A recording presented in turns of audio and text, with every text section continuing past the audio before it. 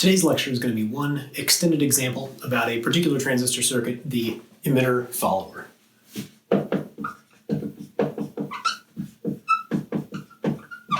And we will see what this name means in a little bit. Okay, so to motivate this, I want to give an example of something we might want to do. So let's say we have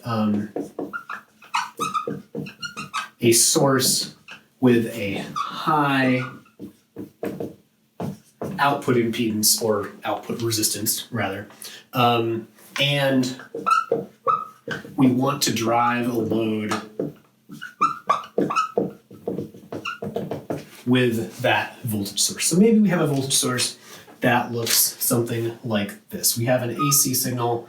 This doesn't have to necessarily be a sine wave. This could be any, any arbitrary voltage waveform, and it has some, built-in output resistance. So this, this thing here, this is our source. The resistor's part of it. So as some example numbers, let's say this is a 1K resistor and this is a, 10 volt oscillating source or something like that. Okay, so this voltage here, that is the output from our voltage source, whatever that is. And we want to drive a load with this, right? So we have a load connected to ground. We'll say this load is also 1K, just as an example. So if we were to connect these together, we know that from what are if we try to measure this voltage with a multimeter or with something with a very large resistance, we're going to be measuring the value of this ideal source directly, because we're not going to get very much current flowing through the 1K resistor to cause a voltage drop. But if we connect a 1K resistor to this, like this, we're going to get a voltage drop, and we're going to get a large voltage drop, right? The voltage here is going to be half of the voltage at this ideal output. So V out is going to be half of whatever this ideal V, and we'll just call that V ideal, I guess.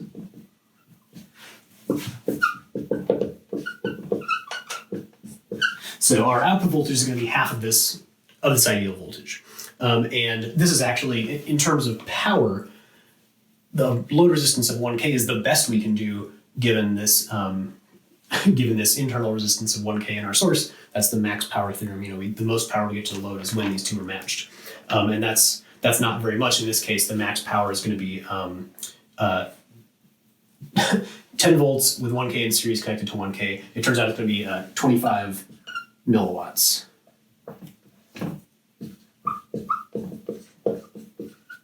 So what we would like to be able to do is to have this voltage supplied to some circuit that can, provide that same amount of voltage, but with being able to flow more current behind it. Or in other words, effectively a source with a much lower output resistance. Okay, so the solution to this is a circuit called an emitter follower. And let's draw it, and then we'll draw our old circuit around it. So the emitter follower looks like this. It is simple. It is a single transistor.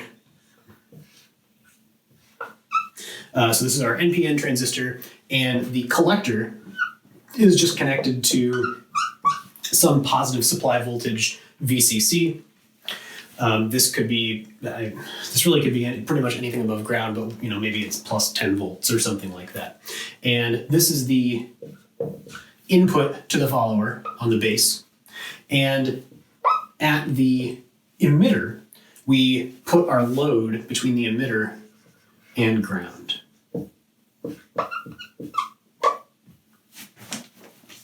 Okay, so if we now connect our circuit to this, we can see what's going on. So let's connect our voltage source in series with our 1K resistor to our input.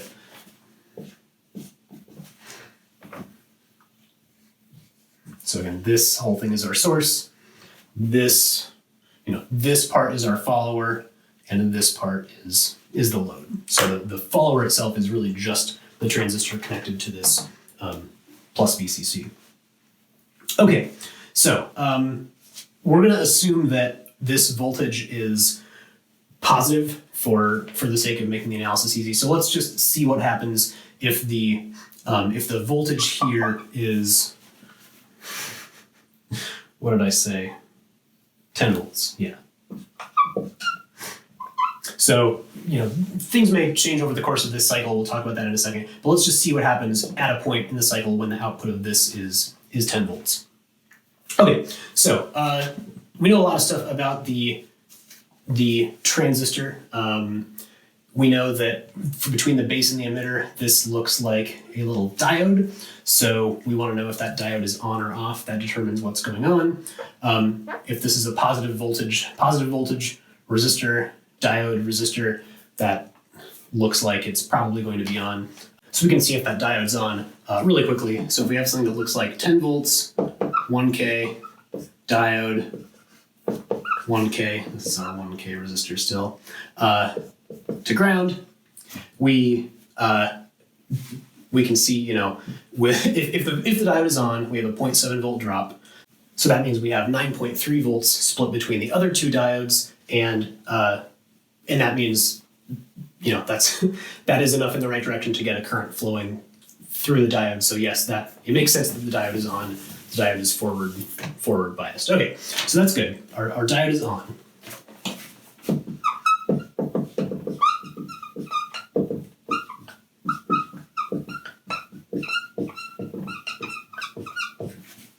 Okay, and if this is true, no matter if we're in active or saturated mode, that means that our voltage is going to be 0.7 volts different between these. So if this is the base voltage and this is the emitter voltage, VB equals VE plus 0.7 volts. To find out if this is active or saturated, we can we can pick one and see if it's consistent. So what we'll do now is just really quickly eliminate the fact that it's saturated. So if this were saturated, there would have to be only a tiny voltage difference between these two. And if VCC, I actually had a number for this.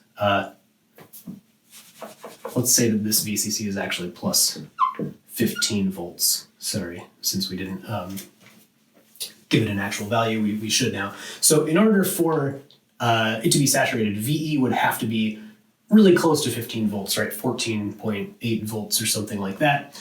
And that is not possible given the, because if this was 14.8, this would have to be 15.5 or something, and that's not going to happen the way we have this circuit configured. So that means we have to be active. And indeed, if you do the same thing, assuming it's in active mode, you'll see that is consistent. Okay, so if it's an active, that gives us some information about the currents, right? So we have currents flowing in all of these. Base current, collector current, and emitter current. And if it's active, that means that the emitter current is approximately equal to the collector current, which is equal to beta times the base current. Okay, so what I'm now going to do is use this equation to figure out what's going on. We'll erase the title in case we need more room. Okay, so